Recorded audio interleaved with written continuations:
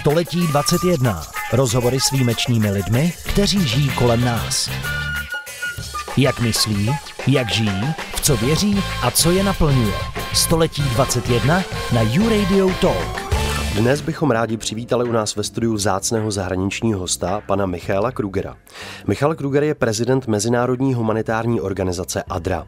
Má přes 25 let zkušeností s prostředím z mezinárodního vrcholového managementu v neziskovém i soukromém sektoru. V srpnu 2017 se stal součástí celosvětové sítě ADRA a byl jmenován na pozici mezinárodního prezidenta v říjnu roku 2019. Pracoval jako viceprezident finančního oddělení. Michal Kruger je původem z Jihoamerické republiky, ale v současné době žije společně se svou manželkou v Kolumbii ve Spojených státech amerických. Je otcem 3 dětí. Dnešní rozhovor bude veden v českém i anglickém jazyce a překládat jej bude Romana Marksová. Romano, Michale, vítejte u nás ve studiu. Dobrý den. Today we would like to welcome an important international guest, Mr. Michale Kruger, to our studio. Michale Kruger is the president of the International Humanitarian Organization ADRA. He brings more than 25 years of experience to his role and holds an extensive background in international senior management with non-profit as well as private organizations. Mr. Kruger joined ADRA in August 2014 and served as Vice President of Finance before his appointment as International President in October 2019. Michale Kruger is originally from South Africa but currently lives in the US, in Columbia, Maryland with his wife. He has 3 children. Today's interview will be led in Czech and English and will be interpreted by Romany Marksové. Romana, Michale, welcome to our studio. It's wonderful to be privileged, so thank you for the opportunity. Jsem velmi rád, že tu mohu být. Děkuji za tuto příležitost. Také jsme rádi, dobrý den. Co vás vedlo k tomu, že jste velkou část svého profesního života věnoval práci pro neziskové organizace a již několik let působíte v humanitární organizaci ADRA? We are very happy that you are joining us. First question, what led you to devote such a large part of your professional life to working for non-profit organizations? I certainly enjoyed my career in the business sector, but I have to tell you that transitioning into my current role, to work in a sector where you are directly impacting the lives of individual people every day is more rewarding than anything that I've ever experienced in my life. I'm very grateful for my experience through those 25 years, and I've been able to take those principles and apply them now within this broader sector. But really, as I say, from an impact point of view, it really speaks to me in a way that certainly during my career in the business world, it didn't quite do the same. Musím říct, že jsem velmi vděčný za svou kariéru v biznesu, velmi jsem si ji užil, ale ta role, kterou mám teď, je velmi odlišná v tom, že vidím přímý dopad své práce a její smysl. A jsem celkově vděčný za těch 25 let své profesní kariéry, protože mohu uplatňovat ty principy, které jsem se naučil vlastně v tom biznesovém světě, teď v tom neziskovém, ale ten smysl a to, co mi to dává, je úplně někde jinde. Můžu se zeptat trošku mimo scénář náš, co vás zavedlo do České republiky? And what brings you to the Czech Republic? It's a very special birthday of ADRA Czech Republic. It's 30 years since ADRA Czech Republic have been incorporated and been working both domestically in the Czech Republic and obviously also with international programs outside of your borders. Jsem v České republice, protože ADRA Česká republika slaví významné výročí 30 let. Je to 30 let, co vlastně funguje uvnitř České republiky na národní úrovni a pomáhá i v rámci té mezinárodní sítě ADRY. Můžete prosím našim posluchačům trochu přiblížit historii organizace ADRA v globálním měřítku a v jakých letech vznikla a v jakém městě nebo v jakém státě? Could you share with our listeners a little bit of ADRA's history on a global scale? When was it founded, in what city and where or state? City or state? ADRA was originally formed in the United States and as a professional development and aid organization in the 1980s. Before then, it did operate under different titles and banners, but ADRA, as we understand it today, has really been around since the early 1980s. The network has expanded over the years. It had very humble beginnings, but today has expanded to over 118 countries in the world where we have permanent operations, and in 2020 impacted the lives of 34 million people. ADRA vznikla ve Spojených státech na začátku 80. let. Ona fungovala už předtím pod jinými jmény nebo formáty, ale tak, jak ji známe dnes, tak vlastně působí od počátku 80. let. Ona měla velmi skromné začátky, ale v průběhu let se vlastně rozvinula ve velmi širokou síť. Dnes působí ve více než 118 zemích, kde má stálé programy a v roce 2020 jsme například pomohli 34 milionům lidí. Jaký je globální pohled na dobročinnost z pohledu ADRY?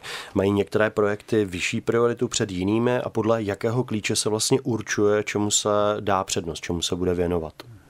What is ADRA's global outlook on philanthropy? Like, do some projects have priority over others, and how do you determine the actions the organization will take? That's a very interesting and a very good question. As we look at things globally, and as we look at impact and data, we make a lot of decisions, sometimes on a weekly or a monthly basis. To je velmi dobrá a velmi zajímavá otázka. My se vlastně díváme na data a na dopad a snažíme se rozhodovat někdy na měsíční nebo i dokonce týdenní bázi. There are two elements to our work. One which you would understand as emergency or humanitarian work, where we're responding in a crisis like we see in Ukraine. Naše práce má v podstatě dvě roviny. Ta první je, řekněme, humanitární nebo pomoc při mimořádných událostech, což je ta krize například, kterou teď vidíme na Ukrajině. Or we have much longer development programs where we work over multiple years, maybe 3 or 5 years, with vulnerable communities around the world. A nebo máme i dlouhodobější rozvojové projekty, kdy například 3 až 5 let pracujeme s různými komunitami po celém světě, které to potřebují. And so at ADRA International, our role is to coordinate the response and assess the needs of communities around the globe. And that doesn't matter where they are. As I say, we operate on a global scale, so we assess that on a constant basis. Naše role jako ADRA International je v podstatě koordinovat tu pomoc celosvětově, tak aby se dostala k těm komunitám, které naši pomoc potřebují.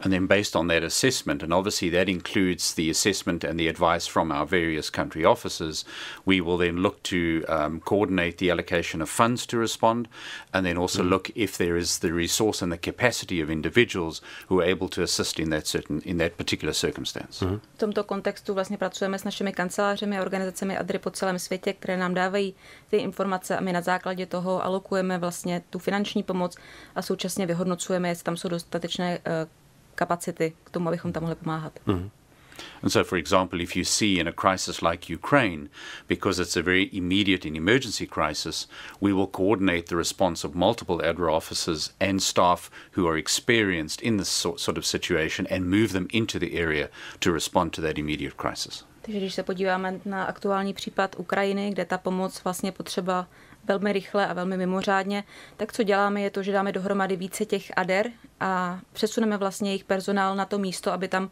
mohl pomáhat a je to personál, který bude mít vždycky zkušenost s podobným typem situací. And so ADRA International's role is really an ultimate coordination role of the global activities of the ADRA network. Takže vlastně úkolem ADRA International je koordinovat na celosvětové úrovni vlastně práci celé té sítě. Zmínil jste teďka rusko-ukrajinský konflikt. Jak aktuálně tam ta situace teďka vypadá z pohledu ADRY a z pohledu pomoci ADRY? You mentioned the conflict in Ukraine. How is ADRA helping right now? ADRA has been present in Ukraine for many, many years. We have operated in very much the eastern part of the country for many years. And when I traveled there personally in 2017, I actually went to have a look at our projects being implemented. If you remember in 2014, when Crimea was annexed by Russia, there's been a conflict since that time along that border. And so ADRA has been working there for many years, repairing homes, restoring natural gas lines so that heating could come, and then also looking at offering psychosocial support. ADRA působí na Ukrajině už řadu let. My vlastně jsme působili v té nejvýchodnější části. Já sám jsem na Ukrajinu jel v roce 2017, abych se vlastně podíval, jak se tam implementují naše projekty. A pokud si vzpomínáte, tak v roce 2014 došlo k anexi Krymu a vlastně od té doby je tam na hranicích konflikt a my tam od té doby pracujeme. ADRA se podílí na opravě zničených domů, na opravě dodávek plynu, aby lidé měli čím topit a také poskytuje psychosociální pomoc. No, as the conflict has obviously increased significantly. We've had to reposition staff in the country, many of whom we moved to the western part of the country. But really at this stage, our offices on the western border of Ukraine, and we have offices in most of the countries that border that, that has been the launching point for relief convoys to go into Ukraine to bring aid, and also transport convoys to bring people out of Ukraine who wish to either move internally or to cross the border into Europe. Ten konflikt se samozřejmě v poslední době velmi zhoršil. My máme především kanceláře na západě Ukrajiny, i když jsme je měli vlastně po celé zemi, ale ten západ se vlastně teďka stal takovým naším základním bodem pro vysílání pomoci na celou Ukrajinu, takže vlastně do Ukrajiny, dovnitř toho státu posíláme pomoc, ale současně také pomáháme odvážet lidi ven, ať už vlastně mají ten statut těch vnitřních uprchlíků, čili se pohybují vlastně v rámci Ukrajiny, anebo se chtějí ze země dostat ven. Dostávají se pomocníci ADRA do třeba nějakých nebezpečných situací v rámci toho působení tam? While they're working in Ukraine, do ADRA workers get in dangerous situations? Unfortunately, ADRA globally does work very often in dangerous circumstances. Obviously, the safety and security of our staff is of foremost importance to us, and we take that very seriously. But there is certainly an element of our work where those who work for us around the globe do very often find themselves in dangerous situations. Mm-hmm. ADRA celosvětově vlastně působí na místech, která nejsou úplně bezpečná, v situacích, které nejsou bezpečné, a je to součást té práce. Současně je naší nejvyšší prioritou zajistit bezpečnost našich pracovníků, ale ty situace se samozřejmě stávají. Mm-hmm. Která charitativní organizace na světě je nejrozšířenější a proč je tomu tak? Which charity is the most widespread in the world and why is that so? There are so many that is a very, very difficult question to ask. But I suppose if it depends how you define the word charity. But if you look at a very macro scale, something like the United Nations would probably be the largest organization that would implement around the globe. And then you would look at many, for example, like the Red Cross, which is very well known. And if you look at ADRA itself, ADRA has one of the largest global footprints and permanent presence in countries around the globe. To je velmi těžká otázka, protože také záleží, jak bychom definovali vlastně charitu nebo charitativní organizace. Nicméně z nějakého makropohledu by to určitě byly Spojené národy, a případně potom Červený kříž, který je velmi známý, a ADRA má taky vlastně velmi velký dosah po celém světě, protože má vlastně tu síť.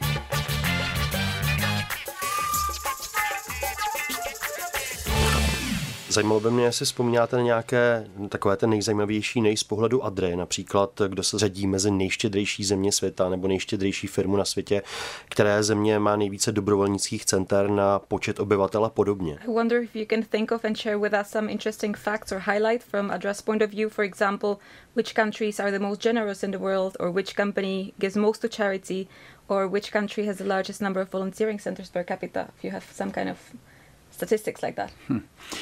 I can't say that I have accurate statistics across all of those fronts, but I can tell you, if you look over the last number of decades, certainly I think the countries that have made most funds available around the globe would sit with the United States and what I would call the broader European Union.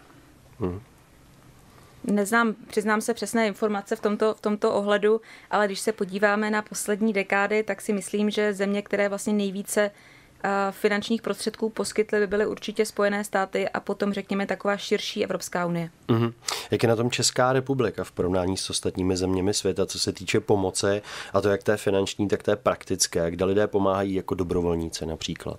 And how is the Czech Republic doing compared to other countries in terms of aid, both financial and practical, meaning people helping as volunteers? I have to tell you that I have been deeply impressed with the generosity of the Czech people. If we look at our statistics here, through COVID, the Czech people were remarkably generous. And Radek, who is the country director of ADRA Czech, has shared those figures with me. And we've seen a significant increase in giving in the Czech Republic through COVID, and now with the Ukraine crisis right after that, we're seeing a significant increase in generosity again. And so I certainly believe that the Czech people can be justifiably proud of the level of generosity that you have exhibited. Musím říct, že mě velmi zapůsobilo to, jak jsou Češi štědří. Viděli jsme to v průběhu covidu, kdy Češi poskytli opravdu velké množství pomoci. Radek Špinka, ředitel České ADRY, se mnou ta data sdílel a musím říct, že ten nárůst byl obrovský. Stejně tak jsme pozorovali obrovské množství peněz, které Češi poskytli s tou válkou na Ukrajině, kterou teď pozorujeme, takže jsem naprosto přesvědčený, že Češi mohou být hrdí na to, jak pomáhají. Jaké jsou v současné době obecně největší trendy dobročinnosti? Je to fyzická pomoc, finanční pomoc nebo třeba dobrovolnictví? What are currently the biggest trends in philanthropy? Is it material help, financial help, volunteering? Philanthropic help has changed over the years. And currently, if you look at the trends, certainly financial help is certainly the biggest. But as ADRA and many other organizations like us, we certainly do support volunteer networks around the globe. And you have a very significant volunteer force here within the Czech Republic. Over 3,000 permanent volunteers working with ADRA Czech Republic. And we see that replicated around the globe, and we encourage that because we believe it's so important to connect people with others in need. There's a human need which is demonstrated and exhibited through connection with other people, and we like to foster that sort of community around the globe.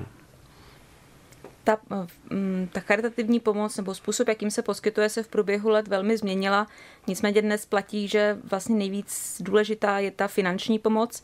Nicméně ADRA a další organizace také velmi aktivně podporují dobrovolnictví. Konkrétně Česká republika má v tomto ohledu velmi silnou základnu, kdy ADRA má více než 3,000 stálých dobrovolníků. A podobnou situaci vidíme i jinde na světě. A je to jeden z našich cílů vlastně podporovat tuto lidskou potřebu, pomáhat a spojovat lidi, kteří tu pomoc mohou poskytovat s těmi, kteří ji potřebují. Možná tu otázku ještě doplním, jestli je něco, co po čem ADRA teďka jakoby více prahne, co by více jakoby potřebovala z těch 3 záležitostí. Is there something ADRA is looking for that it needs out of these 3 ways of helping, financial, material or volunteering?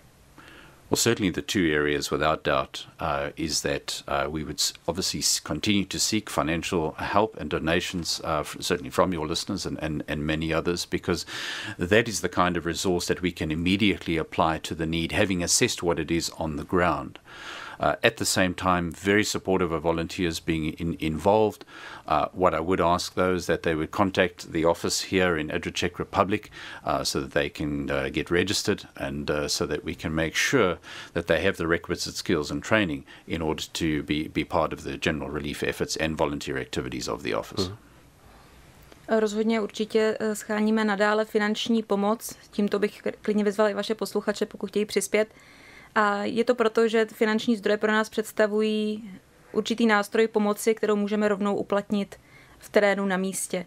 Současně velmi důležití jsou i ti dobrovolníci, takže pokud by někdo chtěl pomáhat například s ADRou, tak ho určitě zvu, aby se zaregistroval s organizací, aby potom jsme mu mohli poskytnout náležitý výcvik a zkušenosti, aby se mohl zapojit vlastně do té pomoci, kterou organizace poskytuje.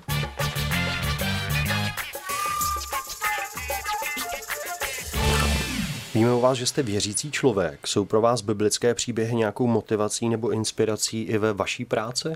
We know you're a man of faith. Do stories from the Bible motivate and inspire you in your work? The stories of the Bible most certainly do, because the Bible and Scripture has values that are espoused throughout it. And it is those values that ADRA has adopted and it applies in its work. And we ask that each individual who works for ADRA will align themselves with those values, because that informs our work and how we treat people who are in desperate and vulnerable situations. Rozhodně ano, protože jak Bible, tak Písmo svaté v sobě nesou hodnoty, které jsou pro mě důležité a které vyznává i sama ADRA a které také uplatňuje. A proto my vlastně chceme po všech, kteří s námi pracují, aby se s těmito hodnotami stotožnili, protože to určuje i způsob, jak vlastně pomáháme a jak jednáme s lidmi, kteří se nacházejí v nějaké zranitelné situaci. Vy už jste to dneska zmínil, ADRA v České republice bude slavit 30 let od svého založení. Je něco, co byste rád organizaci popřál do dalších let působení? You've already mentioned it. The Czech ADRA is celebrating 30 years this year. Is there something you would like to wish the organization for the years to come? ADRA Czech Republic has had a wonderful history here within the country. It has a wonderful profile and a very good reputation. And so my wish is to not only extend congratulations on the birthday, but to request the current leadership to continue the good work that has been done and continue to be an agency that can be respected within the country and one that we as a global network can hold in the highest regard. ADRA se v České republice těší skvělé historii a výborné reputaci, skvělému profilu a já bych jí chtěl samozřejmě poblahopřát, ale také vlastně poprosit její vedení, aby pokračovalo v té skvělé práci, kterou dělá, tak aby ADRA byla i nadále respektovanou organizací a pro nás spolehlivým partnerem, na kterého se můžeme obracet na mezinárodní úrovni. Dnešním hostem byl pan Michale Kruger, prezident mezinárodní humanitární organizace ADRA. O překlad se postarala paní Romany Marksová. Děkujeme. Pane Krugere, děkujeme i vám za návštěvu. Velmi si vážíme, že jste vážil tak dalekou cestu do České republiky a přejeme vám hodně zdraví a úspěchů ve vaší práci. Paní Marksová, tak vám děkujeme za překlad a přejeme příjemný den. Today's guest was Michale Kruger, president of the International Humanitarian Organization ADRA. Romany Marksové took care of the interpreting. Mr. Kruger, thank you for your visit. We appreciate you coming from such a distance and we wish you good health and success in your work. Thank you so much for the opportunity to share just some short information with your listeners. It's been a wonderful privilege to be with you today. So thank you very much. Moc vám děkuji, že jsem tu mohl být a podělit se s vašimi posluchači o nějaké základní informace o ADRě. Bylo mi potěšením. Děkujeme. Více informací najdete také na www.genesisera.cz. You can find more information at www.genesisera.cz. Století 21. Rozhovory s výjimečnými lidmi, kteří žijí kolem nás. Jak myslí, jak žijí, v co věří a co je naplňuje. Století 21 na YouRadio Talk.